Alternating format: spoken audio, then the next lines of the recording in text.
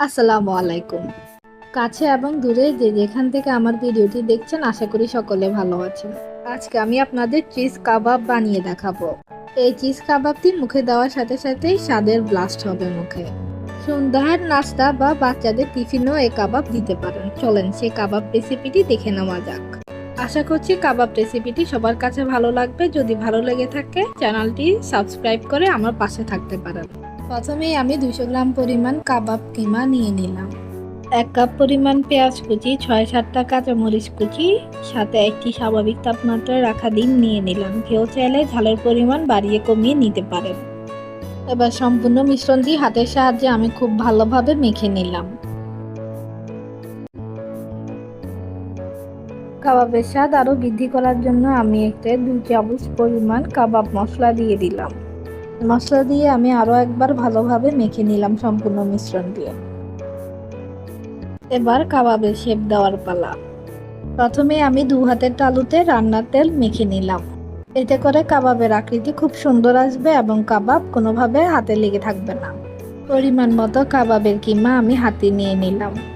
হাতের সাহায্যে চ্যাপটা করে মাঝখানের অংশটা খালি করে আমি বেশ কিছুটা চিজ এতে দিয়ে দিলাম।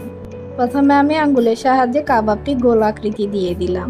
এরপর সাইডে এবড়ো থেবড়ো অংশটা গোল করার জন্য আমি 2 আঙ্গুলের মাঝখানের যে গোল আকৃতির অংশটা থাকে ভিডিওতে যেমন দেখাচ্ছে ঠিক এভাবে ঘুরিয়ে নিলেই সাইডের আঁকাবাঁকা অংশগুলো গোল হয়ে যাবে। আমি ভিডিওতে যেমনভাবে কাবাব গোল করে দেখিয়েছি আপনারা এরকমভাবে ট্রাই করবেন, অবশ্যই কাবাব গোল হবে।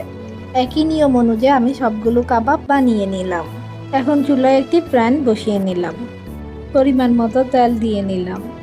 আমি যেহেতু কাবাবগুলো শ্যালো ফ্রাই করব এই জন্য খুব কম পরিমাণ তেল দিলাম। কেউ চাইলে ডিপ ফ্রাই করতে পারেন। তেল গরম হয়ে আসলে আমি একে একে বানিয়ে রাখা কাবাবগুলো তেলে ছেড়ে দিলাম। এখন অবশ্যই চুলার আগুন মিডিয়াম টু লোতে রাখতে হবে, তা না হলে কাবাব তাড়াতাড়ি পুড়ে যাওয়ার সম্ভাবনা থাকতে পারে। এ পর্যায়ে আমি একটি ঢাকনার সাহায্যে কাবাবগুলো ঢেকে দিলাম 8 মিনিটের জন্য।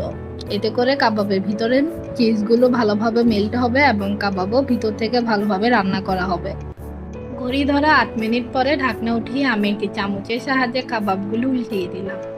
কাবাবগুলো উল্টানোর পরে আমি আবারও 8 মিনিটের জন্য ঢাকনা দিয়ে ঢেকে দিলাম। এতে করে কাবাবের দোনো পাশ খুব সুন্দরভাবে ভাজা হয়ে যাবে। যখন দেখবেন কাবাবের দোনো পাশ খুব সুন্দর খয়েরি কালার হয়ে এসেছে, ঠিক এ পর্যায়ে বুঝতে হবে কাবাবগুলো সম্পূর্ণভাবে রান্না করা হয়ে গিয়েছে। এখন আমি একটি প্লেটে কাবাবগুলো নামিয়ে নিলাম। আশা করছি দেখেই বুঝতে পারছেন কাবাবগুলো কতটা মজাদার হয়েছে এবং ভিতর থেকে কতটা পারফেক্ট হয়েছে।